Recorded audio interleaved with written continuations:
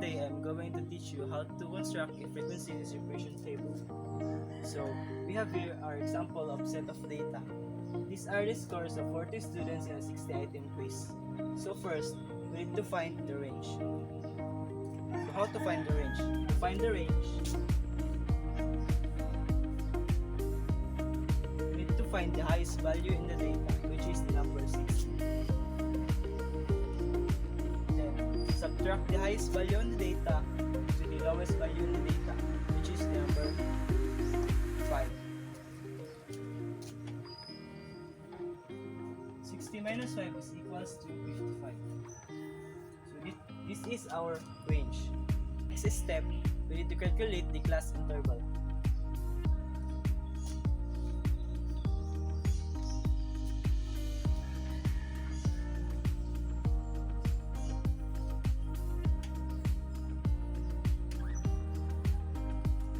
Calculate the class interval, this is our formula.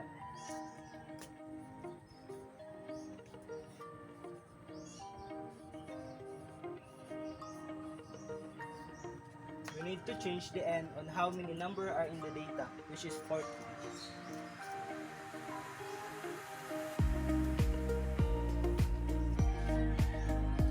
Then calculate this. So the answer is 6.32.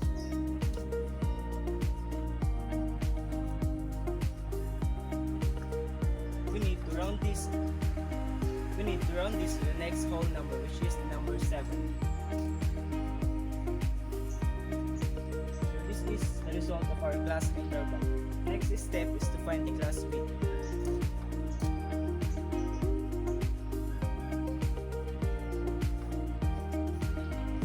To find the class width, we need to divide the range and the class interval. So our range is 55. And our class interval is 7.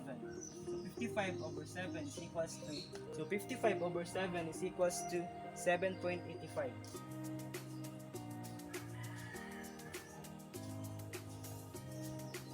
We need to round this to the next whole number, which is the number 8. We are done finding the range, class interval, and class width.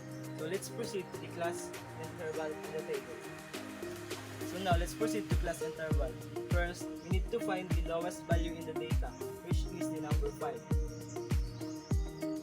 Then put 5 over here in the lower class limit. To find the second lower class limit, we need to add 5 to the class width result. So 5 plus 8 is equals to 13. Same thing to do to the first lower class limit, we need to add 13 to the class width, which is 8. So 13 plus 8 is equals to 21.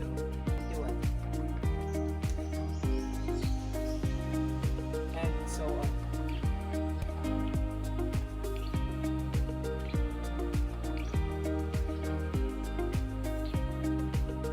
Find the upper class limit, we need to add the lower class limit to the class width, which is the number 8 minus 1.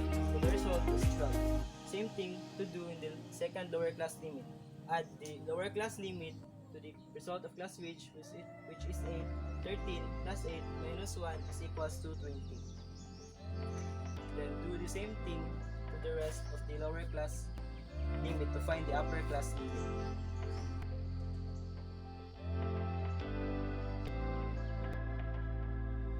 So now we are done finding the class interval. So we have the first class interval 5 to 12, second 13 to 20, 21 to 28, 29 to 36, 37 to 44, 45 to 52, and 53 to 60. So now let's proceed to the class boundary. So how to find the class boundary? So to find the class boundary, we need to subtract 0.5 to the lower class limit. Then add 0.5 to the upper class limit. So 5 minus 0.5 is equals to 4.5. Then add 0.5 to the upper class limit. 12 plus 0.5 is equals to 12.5.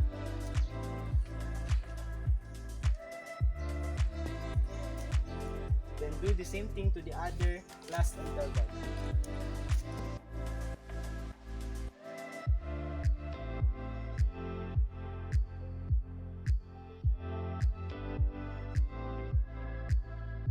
now we are done finding the class boundary. So let's proceed to the frequency. So to find the frequency, we need to know how many numbers are in the data from 5 to 12, 13 to 20, 21 to 28, 29 to 36, 37 to 44, 45 to 52, and 53 to 60. So there are 7 5 to 12 number in the data. Then let's find how many number are in 13 to 20. So there are 13 to 20 in the data.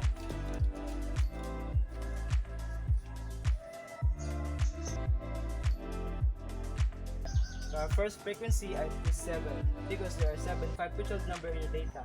And the second one is number 10 because there are 13 to 20 in the given set of data.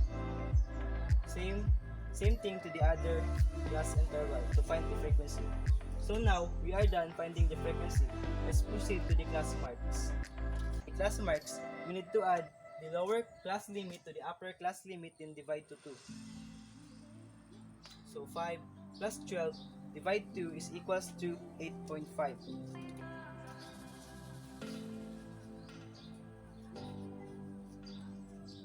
Next, 13 plus 20 divide 2 is equals to 16.5. Same thing to the other class interval to find the class marks.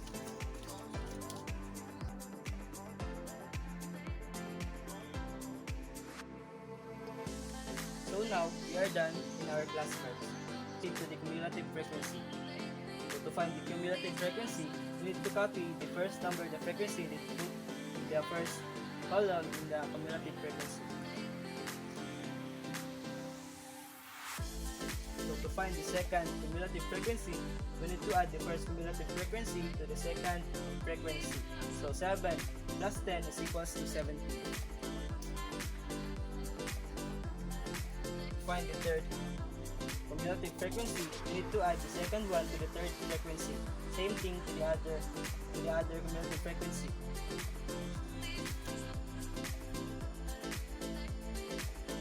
How you find the cumulative frequency. So now we are done with our cumulative frequency. Let's proceed in finding the relative frequency. So to find the relative frequency, we need to divide each frequency on how many numbers are in the data. So we have 40 numbers in the data. So 7 divide 40 is equals to 0.80.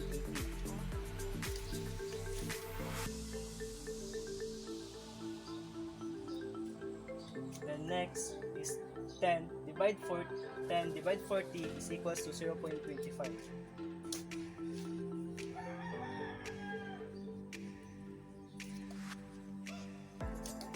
Same thing to do to the other frequency to find the relative frequency.